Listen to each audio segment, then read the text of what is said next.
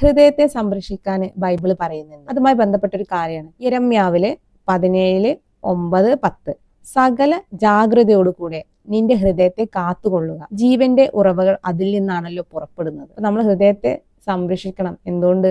ജീവന്റെ ഉറവകൾ അതിൽ നിന്നാണ് പുറപ്പെടുന്നത്. എന്നാൽ ഈ ജീവന്റെ ഉറവ നമുക്ക് എങ്ങനെ ലഭിച്ചു? അത് സൃഷ്ടാവിൽ നിന്നാണ്. അതുകൊണ്ട് അതിനെ പ്രത്യേകം സംരക്ഷിക്കണം. ഹൃദയത്തെയാണ് ഏറ്റവും കൂടുതൽ നന്നാക്കേണ്ടത് എന്നാണ് ഇവിടെ പറയുന്നത്. എന്നാൽ നമ്മളൊക്കെ ഹൃദയം എന്താ അവസ്ഥ?